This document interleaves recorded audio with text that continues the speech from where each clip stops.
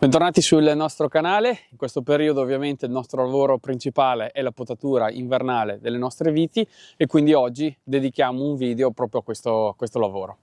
La potatura è il lavoro, diciamo, che ci occupa di più nel periodo invernale, ovviamente nei nostri vigneti, ed è il video, l'argomento, diciamo, a cui abbiamo dedicato il video nel primo video che quando abbiamo aperto il canale. E fatalità, in questo periodo ci troviamo nello stesso vigneto in cui ci siamo trovati esattamente più o meno un anno fa, quando abbiamo aperto il nostro canale YouTube, per cui abbiamo voluto dedicare un secondo video appunto a questo lavoro molto importante, e dato che eravamo in questo vigneto abbiamo detto dobbiamo farlo ora. Noi da diversi anni ormai abbiamo adottato il sistema di potatura ramificato, diciamo di conservazione della pianta, viene anche chiamato metodo Simonit, più famoso, diciamo, metodo che ormai sta prendendo piede, dove appunto il quale, diciamo, prevede una serie di attenzioni da, diciamo, dare alla vite in modo tale da agevolarne la crescita, preservarla da alcune delle malattie del legno, soprattutto il mal dell'esca, e quindi in teoria allungare la vita della pianta stessa. In pratica noi cosa andiamo a fare? Dobbiamo garantire la continuità linfatica attraverso gli speroni e la produzione attraverso i capi a frutto. Per esempio anche in questa vite si vede come il risultato finale deve essere. In questo caso noi teniamo i due tralci, due capi a frutto, e in ogni lato teniamo queste porzioni di legno che vengono chiamati speroni, che sono poi quelli che ci daranno appunto il proseguimento, i nuovi germogli, i nuovi tralci per le annate successive. Ecco, diciamo che questo metodo prevede appunto la continuità linfatica, che significa non andare a fare dei tagli lungo delle porzioni appunto di legno dove passa la linfa. E per fare questo, per esempio in questa tecnica apportata appunto su questa pianta, non bisogna andare mai a fare tagli lungo la parte, diciamo, ventrale della ramificazione, diciamo, della vite, in modo tale sempre da avere questa porzione sempre viva, senza coni di disseccamento, perché quando andiamo a fare una potatura la pianta poi chiaramente ha una sofferenza, crea un cono di disseccamento, e questo può compromettere il corretto diciamo, sviluppo della linfa, il corretto percorso della linfa. E appunto per far questo teniamo sempre uno sperone nella parte ventrale, in modo tale che non si facciano mai tagli nella porzione appunto bassa, ma solo nella porzione qui dorsale, tant'è che l'anno prossimo, quando questo tralcio andrà legato, andrà in produzione, molto probabilmente andremo a tagliare a raso nel rispetto delle corone questo capo che ha prodotto, mentre andremo a trovare un successivo sperone nella porzione ventrale, che qui avrà una gemma che accrescerà un germoglio e svilupperà un tralcio, e nella porzione dorsale, dove troveremo una gemma, troveremo un capofrutto. Ecco, anche uguale anche da questa parte abbiamo lasciato questo, diciamo, moncherino che è appunto lo sperone e il capofrutto. Ovviamente c'è un'idea di portare verso l'esterno quella che è la ramificazione e non concentrare i tagli in un unico punto. Se vedete qua, negli anni scorsi i vecchi potatori, diciamo decenni fa, concentravano maggiormente nella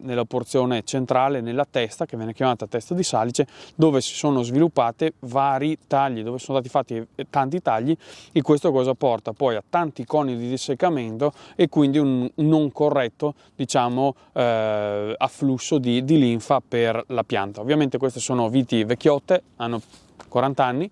e per cui ne hanno viste un po' di tutti i colori. Ovviamente adesso ci stiamo cercando un po' di recuperarle, e questo non è facile, perché ovviamente noi dobbiamo adattarci a quello che troviamo, e non sempre troviamo sempre sperone capofrutto. Nelle viti quelle un po' più giovani, se impostate con questa tecnica, ovviamente si lavora meglio. Dopo non sempre riusciamo a trovare la quadra su tutte le piante, perché ovviamente bisogna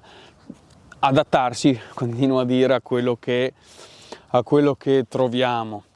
Cioè, per esempio anche qua, in questo caso ci stiamo alzando tanto, nel senso che questa vite è stata un po' impalcata un po' in alto. Qua abbiamo trovato due uscite nuove, due speroni, abbiamo lasciato due speroni in modo tale poi da tenere la vite sempre allargata verso l'esterno, senza andare a creare troppi tagli lungo diciamo le zone linfatiche laterali, e da qui si presume che nei prossimi anni creeremo l'impalcatura appunto della vite. Ecco, in questo caso qua abbiamo trovato questo sperone, più indietro non ce n'erano, abbiamo trovato questo sperone e da qua continueremo a lavorare. Ecco, in questo caso invece, in questa vite per esempio, qui abbiamo lasciato uno sperone e il capofrutto, e ovviamente abbiamo sfruttato lo sviluppo dello sperone che abbiamo lasciato l'anno scorso. In questo caso purtroppo lo sperone è stato lasciato in maniera corretta l'anno scorso, ha creato tramite una gemma dorsale quello che appunto noi chiamiamo il capofrutto, quello che andremo a tenere da capofrutto, ma la gemma ventrale per X motivi non ha lavorato, non mi ha prodotto un germoglio, un tralcio che è andato poi a crearmi, che sarebbe utilizzato quest'anno per andare a creare lo sperone. Il motivo per cui non ha lavorato è difficile da sapere, perché può essere che era una gemma un po' compromessa, potrebbe essere che, dato che ci sono stati forti venti, anche una grandinata, può essere che si sia anche rovinata, può essere che meccanicamente si sia purtroppo rotta, e quindi di fatto oggi noi ci troviamo uno sperone che era stato lasciato in modo corretto, in modo scientifico, ma che purtroppo non ha lavorato. Poi ovviamente questa vite si dovrebbe allargare in questo modo e andare a creare appunto il palco. Ecco, fatalità, in questa vite ci terrei anche a precisare, a far vedere questo grande taglio che è stato fatto sicuramente anni scorsi, e che ovviamente con questa tecnica, diciamo, di conservazione della vite non è molto, per questa tecnica non sarebbe molto corretto, perché prevede tagli più piccoli, tagli fatti su legno di primo al massimo secondo anno. Ecco perché lasciamo gli speroni in modo tale che poi i tagli vengano fatti sempre sul tralcio che ha prodotto, al massimo sui nuovi germogli che poi si sono gli inficati ovviamente. Per cui sempre tagli piccoli. Ovviamente in questo caso sicuramente è stato un taglio grande fatto anni fa, e sicuramente lì non è il massimo per la vite. Ecco, allora adesso ci armiamo delle nostre forbici elettriche e andiamo a vedere insieme alcune situazioni, alcune viti che andiamo a tagliare insieme, e vediamo anche un po' di vedere in che cosa consiste appunto nella pratica questo metodo che adottiamo noi per la potatura. Ecco, qua abbiamo una situazione di una vite dove l'anno scorso era stato lasciato uno sperone, e di qua un altro sperone e poi un solo capofrutto, e da qui adesso dobbiamo un po' gestire la potatura di quest'anno. Ecco, in questo caso, essendo una vite che comunque ha ripreso una buona vigoria, io mi sentirei di tenere lo sperone da entrambe le parti ovviamente, e un doppio capofrutto. Eventualmente poi si monitorerà durante la stagione estiva come sta supportando, diciamo, il carico sia vegetativo che di frutta. Ovviamente da qua creeremo uno sperone di continuità linfatica, quindi noi andiamo a sviluppare la nostra continuità linfatica tenendo presente il fatto che non andiamo mai a creare tagli nella porzione ventrale, e quindi qui svilupperemo il nostro sperone. Per lo sperone è importante tenere almeno 2 gemme visibili, quindi una gemma nella porzione più ventrale e una gemma nella porzione dorsale, e l'altro invece sarà il nostro capofrutto, che poi verrà piegato e verrà messo in condizioni di produrre. Anche in questo caso andiamo a cercare quello che è il gruppo, diciamo, dello sperone con i tralci che ha prodotto, e andiamo a individuare il capofrutto che ha già prodotto quest'anno. Per cui cosa andiamo a fare? Andiamo a recidere il capofrutto, quindi anche qua è un taglio sul legno di un anno, lasciamo un po' di legno di rispetto, che è questa porzione qua, in modo tale che qua si creerà un cono di disseccamento ma che non mi entrerà nel circuito linfatico, e poi andrò a gestirmi questo sperone che ha lavorato bene perché mi ha lasciato i 2 tralci. Uno, questo lo terremo da sperone, quindi andremo a creare questo sperone, e l'altro lo useremo da capofrutto, quindi questo andrà poi piegato e legato per metterlo in condizioni di produrre.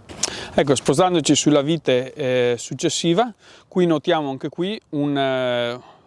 diciamo una situazione dove vediamo subito il capofrutto che ha prodotto quest'anno da questo lato, e poi troviamo lo sperone che ha lavorato e che ci ha dato anche in questo caso 2 tralci, uno che diventerà il nostro sperone e l'altro il capofrutto. Questo è lo sperone che ha lavorato bene quest'anno, che appunto ci ha dato tramite la sua gemma ventrale questo che sarà un tralcio che diventerà il nostro sperone, per cui noi lo recideremo a questa altezza, in modo tale che poi dall'anno prossimo sicuramente da questa gemma uscirà un germoglio, dall'altro un germoglio, e quindi qua lavoreremo per il prossimo anno. E questo è il tralcio che andremo a piegare e mettere in condizione appunto di produrre.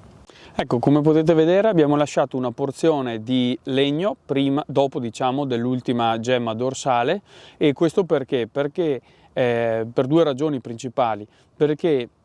in questo modo il cono di diseccamento che creerà questa ferita non andrà a precludere il flusso linfatico che ho bisogno che ci sia in questa porzione, in modo tale che questa gemma sia perfettamente, diciamo,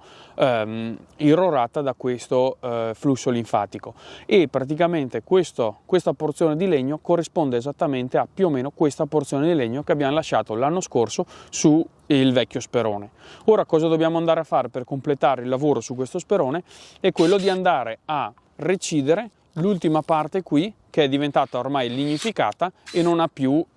bisogno di esistere, non ha più alcun utilizzo, in modo tale che questo sperone è gestito nel modo corretto. Oltretutto questa porzione mi fa sì che questa gemma possa avere anche lo spazio, come vedete qui mi ha creato l'anno scorso un bel tralcio vigoroso, in modo tale che questa gemma mi crea un bello spazio per sviluppare un tralcio che sia ben bilanciato e ben sorretto dallo sperone stesso. E poi in questo caso da questo lato non ci rimane che andare a tagliare il tralcio che ha già prodotto, ovviamente lasciando il nostro legno di rispetto. Ora, spostandoci da questa parte, vediamo subito che anche qui abbiamo il capofrutto che ha lavorato quest'anno, e quindi andiamo a tagliarlo e andiamo a gestire quello che è stato lo sperone, quello che ha sviluppato lo sperone. Andiamo ad accorciare il pezzo, diciamo, di legno che si è essiccato, e andiamo a gestire il futuro sperone e il futuro capofrutto. Anche qui, per la continuità linfatica, andiamo a tenere questo tralcio come sperone, quindi andiamo a contare le gemme visibili e andiamo a tagliarlo a questa altezza,